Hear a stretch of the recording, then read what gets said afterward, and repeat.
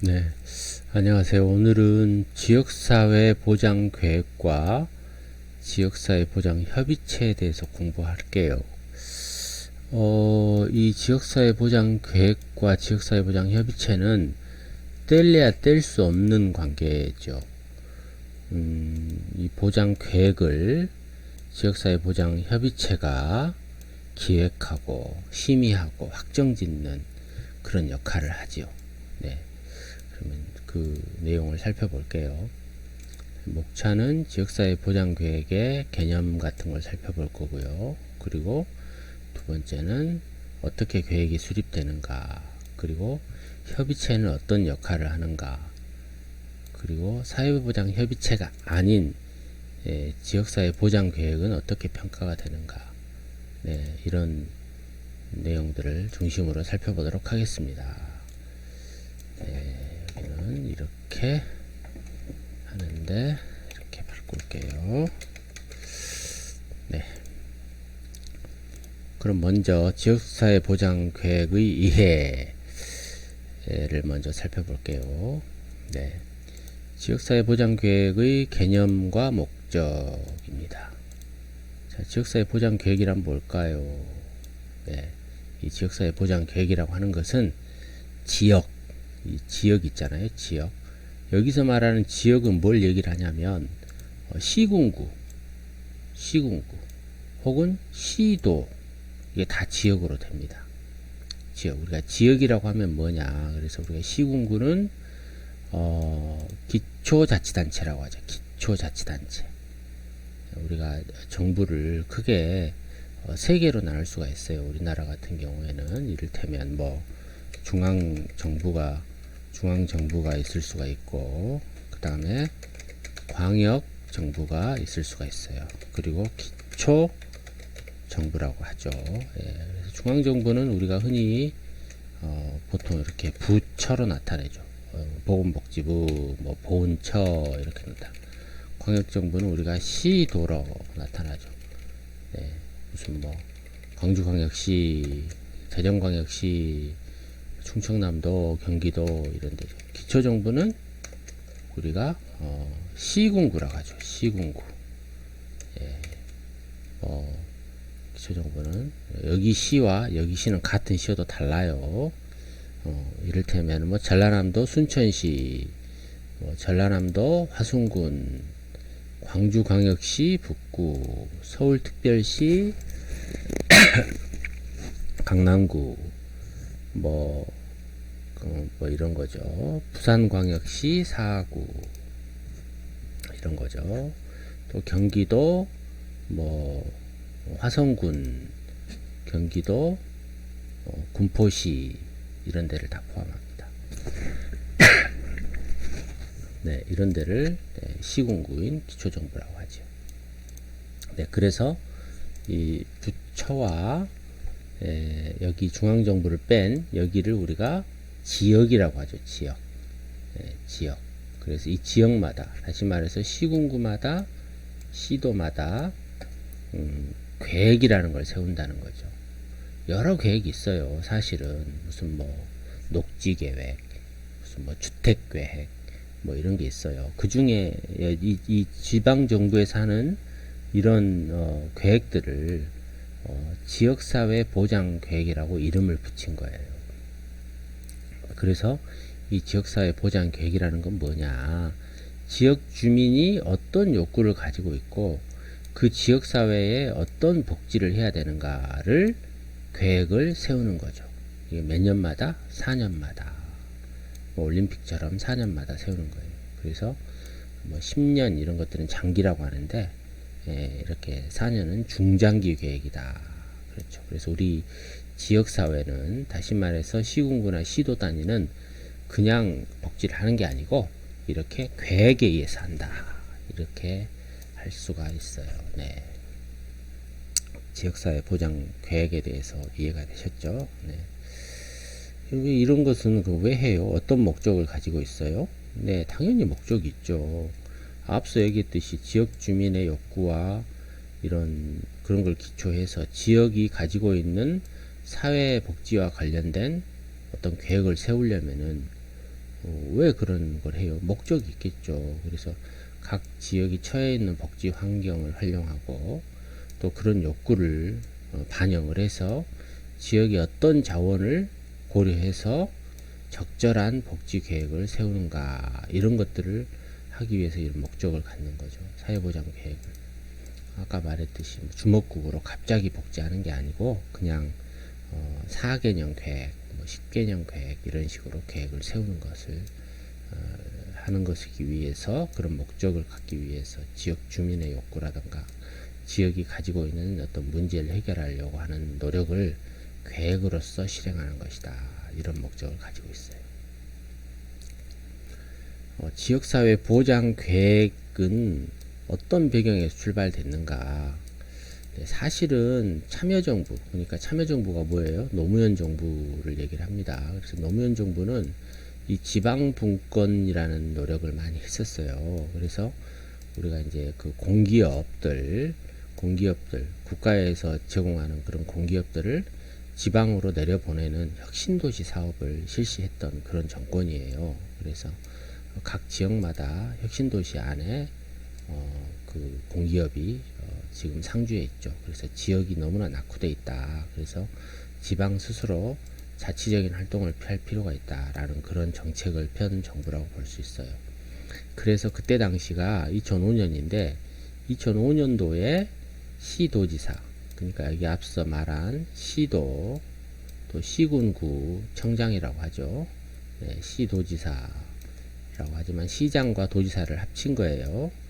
그리고 시군구 구청장, 이거는 군수 시장을 다 합친 거예요. 기초자치 시장이죠. 기초단위의 시장. 네. 시군구청장은 4년마다 지역사회 복지 계획을 세워야 합니다. 사실 원래는 이 지역사회 복지 계획이라는 이름으로 출발을 했어요. 그런데 2015년도부터 이 지역사회 복지 계획보다 더 넓게 보자라고 해서 지역사회 보장 계획으로 명칭을 바꾸기 시작합니다. 네, 이때 바꾸기 시작하면서 지역사회 보장 계획이란 명칭으로 사용되기 시작하죠. 그래서 이때 기존의 지역사회 복지 계획보다는 좀 더 발전이 돼야 되지 않겠어요? 그래서 과거의 지역사회 복지 계획보다 서비스 범주라든가 또 지방의회에 보고를 한다든가 또 복지사각지대를 더 책임성을 갖는 지방정부가 돼야 된다라든가 이런 내용들을 더 포함해서 더 확대해서 만들어진 것이 지역사회 보장 계획이다. 그래서 원래는 지역사회 복지 계획에서 출발했다. 이 점을 여러분들이 기억해 주세요.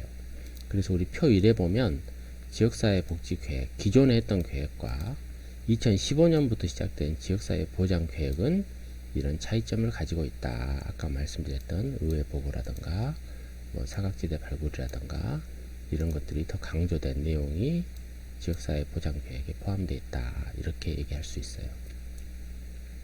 그 다음에 지역사회 보장 계획의 성격입니다. 지역사회 보장 계획은 어떤 내용으로 구성되어 있는가? 성격이나 뭐 특징 뭐 이런 거라고 말할 수 있는데요. 사회 자원, 그러니까 사회복지가 가질 수 있는 그런 자원들, 여러 뭐 자원이라고 한다는 것은 인적 자원, 물적 자원, 공적 자원, 비공식적 자원 이런 것들을 다 포함할 수 있겠죠. 그런 자원들을 어떻게 배분할 수 있는 수단이 될 것인가, 수단으로서 계획이 될 것인가, 이것을 이 지역사회 보장 계획의 성격에 담았던 것이죠. 그래서 다시 말해서 지역이 가지고 있는 다양한 인적 자원, 물적 자원, 공적 자원 이런 것들을 사회 자원, 그런 자원들을 조달하고 배분하는 하나의 수단으로서의 역할을 했다. 이런 것들이 우리가 성격이라고 말할 수 있다라는 거죠. 그 다음 두 번째, 지방자치를 할 경우에 이 지방정부가 지방 스스로 운영을 하는 것을 우리가 지방자치라고 해요. 지방자치를 할 경우에 이 계획이 4년간 세웠던 계획이 하나의 목표다, 지표가 된다라는 것이죠. 지표가 될 수 있다라는 것이죠. 그래서 지방자치를 할 경우에 그 계획을 세웠기 때문에 그 계획에 의해서 어떤 서비스를 확충하고 어떤 인력을 조달하고 어떤 조직화가 필요하고 여기에 따른 뭐 재원, 인력 이런 뭐 정책 이런 것들이 세우기 위한 하나의 방향성이다. 하나의 지표다. 이렇게 얘기할 수가 있는 것이죠. 그 다음에 종합행정으로서 계획인데요. 우리가 사회보장 계획을 잘 세워놓으면은 그 지방정부가 가지고 있는 행정이 종합적으로 움직여야 된다는 것이죠. 그래서 사회보장과 관련 서비스에 있어서 국가 및 지방자치단체가 행정이 잘 종합적으로 움직이는 건데, 이를테면 중앙은 어떤 역할을 하고 지방은 어떤 역할을 하고 또 각 부서는 어떤 역할을 하고 또 광역단체는 어떤 역할을 하고 또 기초자치단체는 어떤 역할을 하고 또 법은 어떻게 만들어지고 어떻게 또 담당자 역할을 해야 되는가, 이런 것들을 실시해 나는 하나의 종합행정이다. 이렇게 성격을 정의할 수가 있는 것입니다. 그 다음 네 번째, 이런 사회보장 계획은 왜 필요할까요? 물론 앞에서 성격을만 보더라도 굉장히 좋은, 우리 지역 발전을 위해서 좋은 하나의 그 수단이다, 좋은 지표다, 하나의 정책이다, 하나의 행정이다, 이렇게 말할 수 있어요. 근데 이걸 좀 더 구체적으로 그 필요성을 살펴보면은 지역사회 중심의 사회복지 제도화가 된다라는 거예요. 그래서 이게 지역사회가 중요한 건데, 왜 그러냐면 이 지역사회, 뭐 일정 지역 안에 성립되어 있는 공동체잖아요. 우리나라 사람들이 모두가 다 비슷한 환경에 있지는 않는다는 것이죠. 간단한 예를 들자면 어떤 사람은 농업을 하고 어떤 사람은 도시에 살고 어떤 사람은 농촌에 살고 어떤 사람은 오촌에 살 수도 있죠. 그래서 그 지역마다 각각 다른 그런 상황을 가지고 있기 때문에 그 지역사회가 가지고 있는 특징을 활용한 사회복지 제도화를 하는 그럴 필요성이 있다가 있기 때문에 우리가 지역마다 사회보장 계획을 각각 다르게 세우는 것이죠. 네, 시군구별로, 시도별로 그렇게 되는 거예요. 그 다음 왜 어떤 필요성이 있느냐, 이 사회복지 서비스를 수급 조정과 안정적으로 공급하기 위해서는 이런 계획이 필요하다는 것이죠. 계획이라는 것이 우리가 전문가를 활용한 전문성이잖아요. 몇 년간 어떻게 하겠다, 1년간 어떻게 하겠다, 4년간 어떻게 하겠다. 그러면 그 계획에 의해서 어떤 자원이 필요하고 어떻게 공급을 해줘야 되는가, 이런 것들이 만들어진다는 것이죠. 그래서 이 계획이 필요하다라는 거예요. 그 다음 공급 주체의 다원화를 위해서도 우리가 계획이 필요하다. 공급 주체가 뭐예요? 뭔가 주관적으로 행사한다, 뭔가 주인이다, 이런 거잖아요. 그러니까 이 사회보장 계획을 세울 때 중앙정부가 어떤 역할을 하고 지방정부가 어떤 역할을 하고 또 지역사회 내 민간단체는 어떤 역할을 해야 되는가를 필요로 한다는 것이죠. 그래서 다원화, 공급 주체가 딱 중앙정부만 하는 것이 아니라 다양한 여러 가지 그 자원들을 다원화한다. 그래서 여러 자원들을 활용하기 위해서는 이런 계획이 필요하다라는 것이죠. 그 다음에 네 번째, 사회자원의 조달과 적정 배분입니다. 뭐 여기서 다원화를 이미 얘기했어요. 우리가 주체를 얘기를 했잖아요. 중앙정부냐, 지방정부냐, 민간이냐, 법인이냐, 공적 서비스냐, 민적 서비스냐, 비공적 서비스냐, 이런 걸 다 다원화 한다 그랬어요. 그러려면은 그 자원을, 그 다양한 자원을 조달해야 되지 않겠어요? 조달하고 또 적정하게 배분해야죠. 어느 한쪽만 많이 간다든가, 어느 한쪽은 적게 간다든가. 이게 아까 사회보장을 하는 이게 그 이유가 사각지대를 발굴하고 지원을 한다라는 거잖아요. 사각지대가 뭐예요? 우리가 그 자동차 운전할 때 사각지대는 보이지 않는 거잖아요. 그러니 서비스를 못 받는 사람들이 생겨버릴 수가 있어요. 그걸 우리가 사각지대라고 하죠. 그래서 적정하게 배분을 해야만이 그런 사각지대를 없애는 것이죠. 누구는 많이 가고 누구는 적게 가고 그러면 안 되겠죠. 그리고 적절하게 자원을 또 조달해야 되겠죠. 네, 그래서 이런 사회복지 계획은, 사회보장 계획은 이런 필요성이 있기 때문에 사회보장 계획을 세워야 된다라는 것입니다.